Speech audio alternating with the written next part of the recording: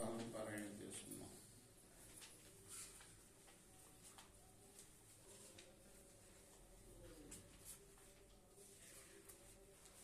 ఆండాళ్ తిరువడిగలై శరణం. కులశేఖర్ మహారాజ్ కి జై. నాస్తా ధర్మేణ వసునిచయే నైవ కామోపభోగే యద్దద్భవ్యం భవతు భగవన్ పూర్వకర్మానురూపం ఏతత్ప్రార్థ్యం మమ బహుమతం జన్మ జన్మాంతరేపి త్వత్పాదాంభోరుహ యుగగత నిశ్చలా భక్తిరస్తు.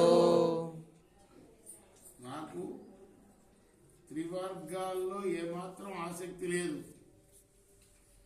అంటే ధర్మార్థ కామాల్లో నాకేమీ ఆసక్తి లేదు. అలానే వాటిని అనుభవించాలన్న ఆసక్తి కూడా లేదు. ధనం సేకరించాలనే ఆశ లేదు. ఎందుకంటే నాకు నా పూర్వజన్మ సుకృతం వల్ల ఎంత ప్రాప్తమో అంతే దక్కుతుందని నాకు తెలుసు. కాబట్టి అవేమి కోరికలు నేను కోరను. ఒక్కటే నేను కోరుతాను, ఏమిటయ్యా అంటే నీ పాదాల మీద భక్తి ఎప్పుడూ స్థిరంగా ఉండేటట్లు చెయ్యి అని ఈ శ్లోకానికి అర్థం. ఇప్పుడు మనం మా గురువు గారు వివి రంగాచార్య గారు రచించి తిరుపతి దేవస్థానం వాళ్ళు ప్రచురించిన గోదాదేవి గ్రంథం నుండి కొంత భాగం పారాయణం చేసుకున్నాం. విష్ణు చిత్తుడ నీవు విలపింపనేలా, విష్ణు చిత్తుడ నీవు విలపింపనేలా, అల్లుండనేనైతి ఆశ్చర్యపడకు, అల్లుండనేనైతి ఆశ్చర్యపడకు. ఏ పుణ్య ఫలితమో ఈ యోగమబ్బే, ఏ పుణ్య ఫలితమో ఈ యోగమబ్బే. అవ్యయం వైనట్టి ఆనందముందు విష్ణు దర్శనమంది విజ్ఞుడాతండు భగవంతు వాక్యంబు పాటించె మిగుల సంతోషమును పొంది సంస్తుతులు చేసి తన ఊరికే తెంచి పరుండయ్యే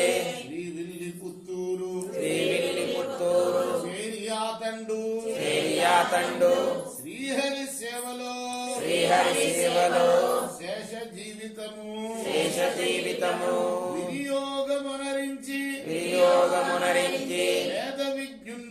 వేద విజ్ఞుండు పుణ్యకర్ముండవుచు మోక్షంబు పొందే పెరియ ఆళ్వారనడి పేర వెల్గొంది.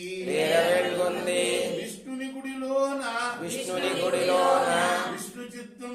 విష్ణు చిత్తుండు పన్నిద్దరాళ్వారవరులందు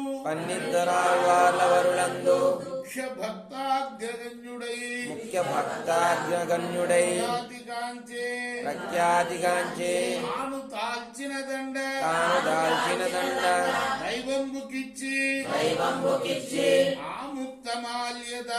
ఆముక్తమాల్యద అనగ వెల్గొందా సొంపుగా తమిళులు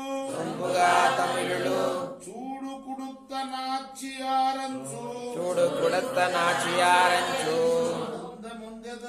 ఆనందముందెదరు. శరణం.